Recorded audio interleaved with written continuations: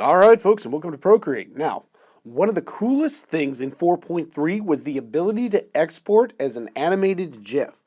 Now, if you go to your wrench icon, you'll see that you're now able to share. You see that I've got the blue circle for share highlighted, and you'll see down below the individual layers, and one of those is an animated GIF. So in these lessons, we're going to show you how to do this. So the first thing I've got here, I've just got a standard workspace in 1920 by 1080 or screen size, whatever it is. Now, there's a limitation on the GIF. It only has 256 colors, so when you animate, you don't want to go crazy with the colors or the Gaussian blurs or any of those smooth transitions because it won't show up well. That being said, let's animate. I'm going to start with my layer. I'm going to rename, and I'm going to call it background. Now, we're going to be making a very simple bouncing ball. Hey, background is spelled with an N, all right. And I'm going to want something, maybe an off-steely type of blue for my background. So I just grab the circle and I drag it onto my space. And now I need a foreground. So I add a new layer. Rename, foreground. Oh, now I got double N's. All right, I can't spell this morning.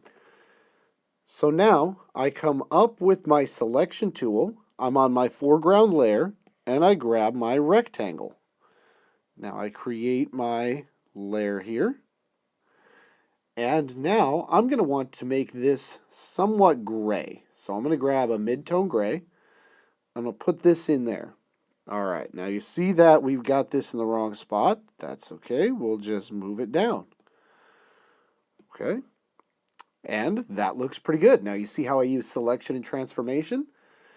Now I want to create my ball. Now the easiest way, as you learn from your bowling ball assignment, and by the way, you could absolutely put your bowling ball in here, to create a round circle, make sure the hard brush is here.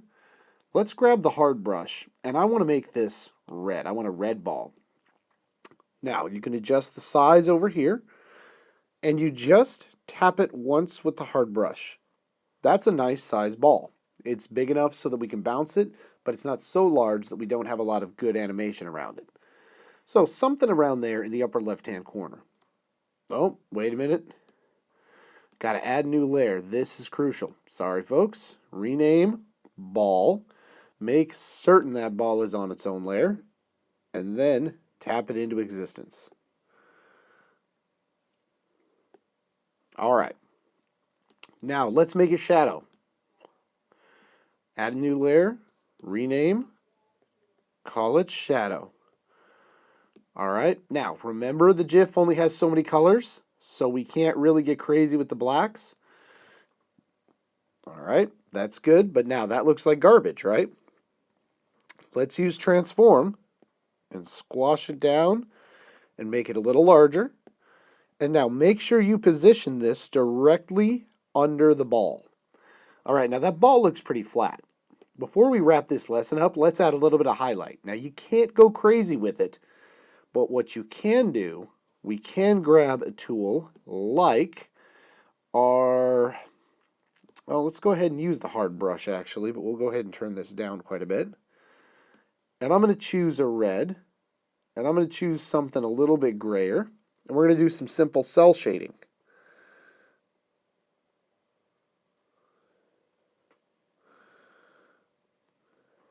Okay, I don't like that. I'm going to go ahead and shrink that down a little.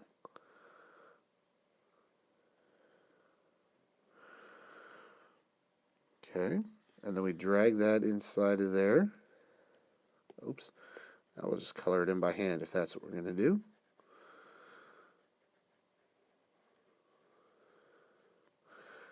Go ahead and crank that up just a little.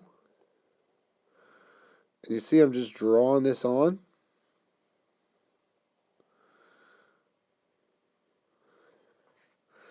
Okay, now let's go ahead and throw a little bit of white in there too.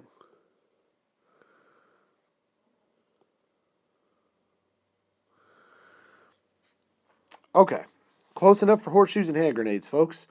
So now, let's go ahead now. There's the ball layer, separate from the shadow layer, separate from the foreground, separate from the background. Now watch this. With one layer selected, grab the next layer up, right swipe, right swipe, right swipe. You see how they all went blue? And group. Now let's rename this group. You rename it to just like you would any other layer. So you rename master group. Okay.